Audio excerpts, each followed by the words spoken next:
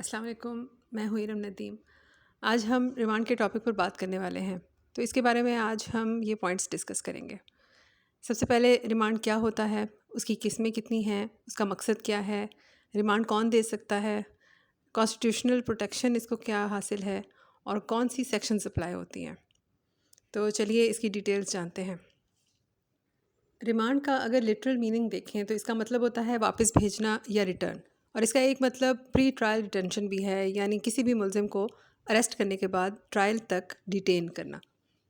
اب اگر اس کی لیگل ڈیفینیشن دیکھی جائے تو وہ یہ ہے عام الفاظ میں کہ ملزم کو کمپیٹنٹ اتھارٹی کے پاس واپس بھیجنا۔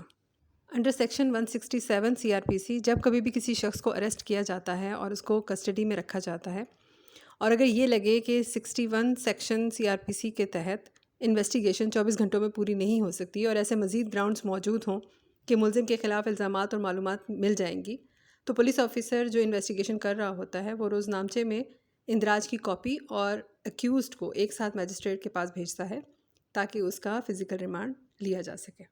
اب جس میجسٹریٹ کے پاس ایکیوزڈ کو بھیجا جاتا ہے وہ ملزم کا فزیکل ریمانڈ 15 دن کے لیے دے دیتا ہے اگر وہ صحیح سمجھتا ہے۔ میجسٹریٹ ریمانڈ دیتے وقت اپنی ریزنز بھی ریکارڈ کرے گا۔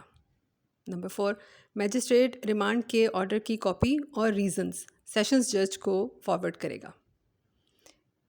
اگر ملزم کوئی عورت ہے تو میجسٹریٹ سوائے اس کے کہ وہ قتل یا ڈکیتی جیسے کیسز میں انوالوڈ ہو تو ریمانڈ نہیں دے گا، اور پولیس آفیسر جو کہ انویسٹیگیشن کر رہا ہے وہ پریزن میں جیل آفیسر اور ایک فیمیل پولیس آفیسر کی موجودگی میں اس عورت سے انٹروگیشن کر سکتا ہے۔ اب ہم دیکھ لیتے ہیں کہ ریمانڈ کا پرپس کیا ہے۔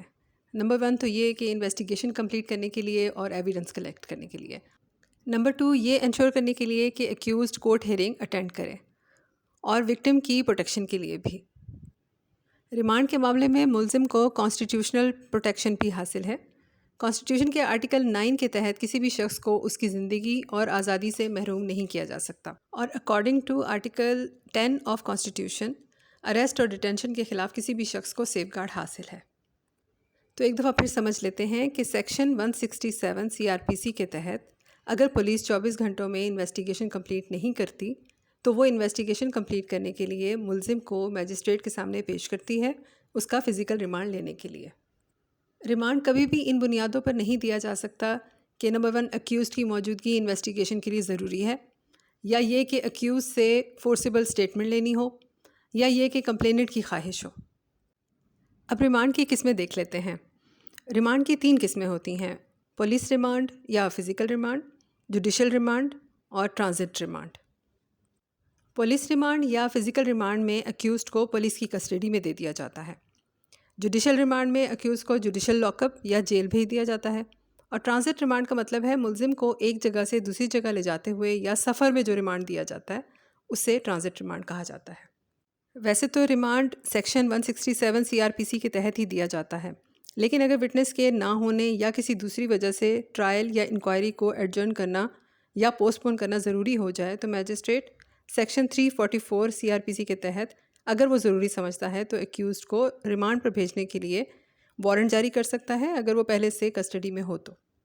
اس سیکشن کے تحت بھی میجسٹریٹ ایکیوزڈ کو 15 دن سے زیادہ کا ریمانڈ ایک وقت میں نہیں دے سکتا۔ اگر اتنی سفیشینٹ ایویڈنس حاصل ہو جائے جو یہ شبہ پیدا کرے کہ ایکیوز نے جرم کیا ہو سکتا ہے، اور یہ لگے کہ مزید ایویڈنس کلیکٹ کرنے کے لیے ملزم کا ریمانڈ دینا ضروری ہے، تو یہ بھی ایک اسٹرانگ ریزن ہے مزید ریمانڈ دینے کے لیے۔ میں نے پوری کوشش کی ہے کہ ریمانڈ کا ٹاپک کور کیا جائے، مگر پھر بھی آپ کے اس کے بارے میں کوئی کوشچنز ہوں تو ضرور پوچھ سکتے ہیں۔ مزید ایسی ویڈیوز حاصل کرنے کے لیے اس چینل کو سبسکرائب کر لیں۔ اپنا بہت سارا خیال رکھیں۔ Thank you. اللہ حافظ۔